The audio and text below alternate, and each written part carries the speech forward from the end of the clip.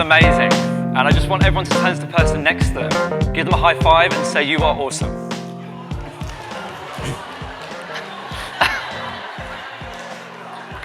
Thank you so much. So guys, just by show of hands here, who here had a failure or setback in 2019? Hands nice and high for me. Amazing, thank you. And hands up, who would love a simple strategy to bounce back from any failure or setback in 2020? God, you guys are amazing, thank you. So I just want to acknowledge Kul and Taj and the whole Create and Speak and Ignite Your Inner Potential. I'm so grateful to be here. Like, it just fills me with so much joy, especially because I've got my amazing friends and family with me as well. Thank you.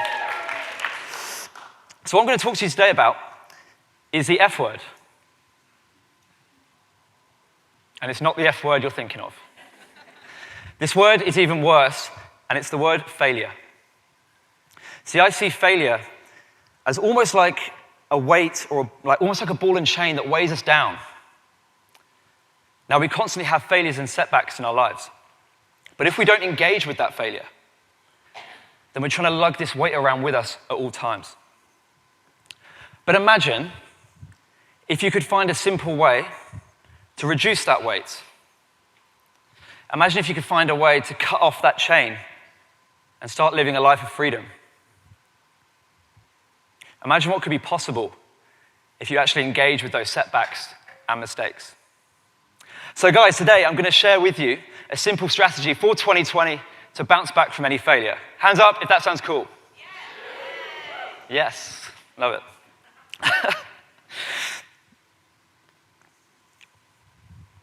So I want everyone in the room for me to imagine a time when they were at their best. Imagine a time when life was amazing. Where were you? What were you doing? Because for me, when I was at my best was when I got a letter through the post in 2012.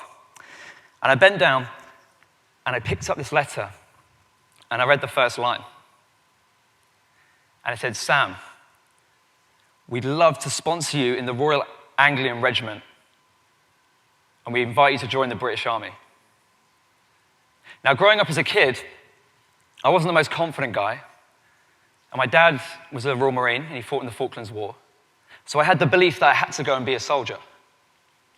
And I finally got in. 21 years old, I run up to my dad going, Dad, check this out.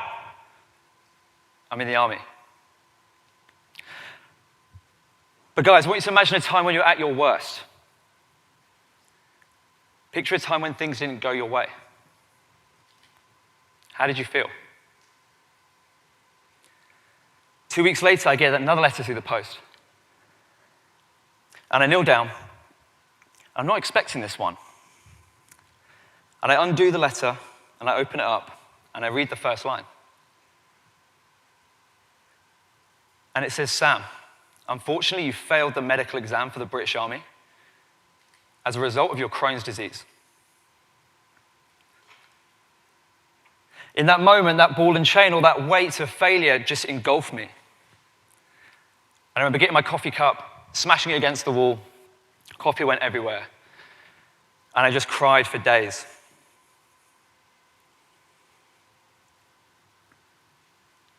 And after a while, I became a teacher. Have we got any teachers in the room? Yes. You guys are amazing. Thank you so much for educating people. I became a teacher, guys, but I didn't really love it. Can you imagine trying to teach a class with this weight that's dragging you along?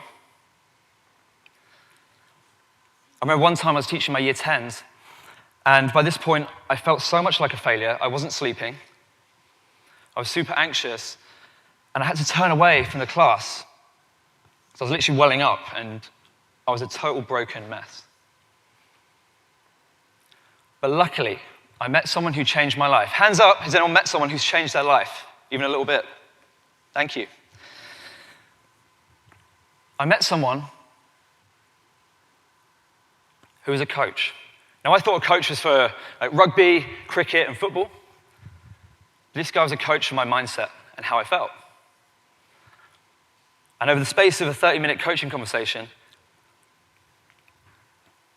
I learned 3 things. For the first time, he asked me some powerful questions, and I engaged with this failure and setback that I'd first faced.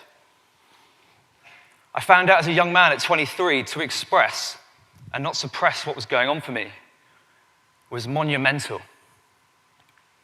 And later on, I found that this kind of support needs to be in schools. And after this call, I put my headphones on, I put my drum and bass on. These guys know. And I walked around a park, and for the first time in my life, the whole park was vibrant. It was technicolored, and I felt alive. Because I'd finally engaged with that failure back here. And I went back to school, I became a much better teacher, but I saw every student, to an extent, was carrying around their own weight or ball and chain. Whether it's anxiety, low confidence, or just not motivated. And one day I decided to do something about it. And since then, Student Breakthrough, we've worked with over 300 students, making them feeling happy, successful, and just the best version of themselves. And there was one girl in particular, one student I worked with, where I finally realized the potential of what we were doing. Now, hands up nice and high, who's ever losing stuff? Because I'm constantly losing stuff. You speak to my girlfriend, I'm losing my keys. I'm pretty clumsy, I'm spilling stuff everywhere. Now, keep that in mind as I tell this story. I want everyone to imagine they finish school at 3 o'clock, you put your school bag on, and you walk the same route home as you've done for the last 10 years. As you turn the corner, in the distance, you see some thick black smoke. And as you walk up and get closer, you see fire engines, ambulances, and police. And as you get even closer, you see your whole house on fire. Now, this girl at 14 lost everything. Her whole house burnt to the ground. Can you imagine the weight of failure, frustration, pressure that she faced in that moment? But just like I got coached, we worked with her and we were able to help her to engage with her failure for the first time. And she's not here today, but she now runs an Instagram account all on positivity. She coaches these anxious year 7 kids, with the big bags that come to school and they're terrified. Right? She works with them. And she's a speaker herself. But that all came from that burning building that she saw that day. And Casey's story, that girl, actually reminds me of a great Japanese philosophy. And it's called Kitsukari, or the Golden Mend. Now in the West, because I'm pretty clumsy, if I was to smash a bowl on the floor, we'd get the dustpan and brush up, and we put it straight into the bin. In Japan, they do something different. And they collect all the pieces, and they spend days, sometimes weeks, putting this bowl back together with golden resin. And they place it in a significant part of their house. And what this teaches people is that without that golden resin, this pot, right, would look pretty boring. Hands up if you agree. Would that pot look boring without the gold? Yeah. It teaches us that we shouldn't be afraid of taking risks. And we shouldn't be afraid of failure. Because when we fail, we learn, we grow, and we become the better version of ourselves.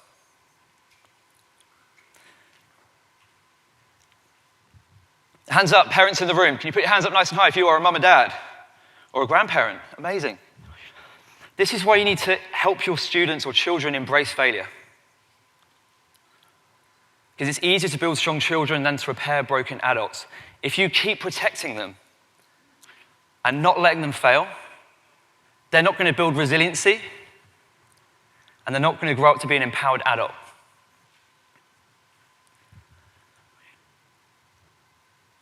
So my little strategy I want you to take away are these 2 questions. And if you've got a pen, I want you to write this down for me. Okay, you've got to see my mugshot in the book. If you can write this down somewhere, that'd be amazing. These are my 2 little questions to engage with failure. Number 1, every time you fail in 2020, because we're all going to fail in 2020, by the way, spoiler alert.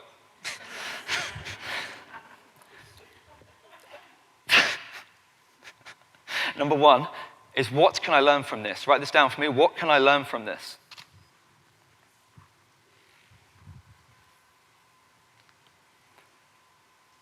And number two is, how can I use this knowledge? All right, what can I learn, and how can I use this knowledge?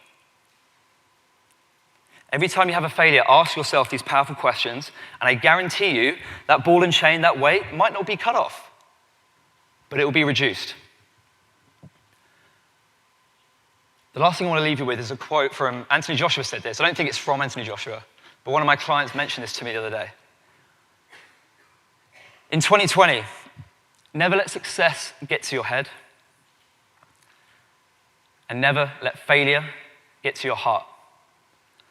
As long as we all learn, grow, and become the best version of ourselves, then nothing can stop us. Thank you so much. Yes, Sam, way, make some noise.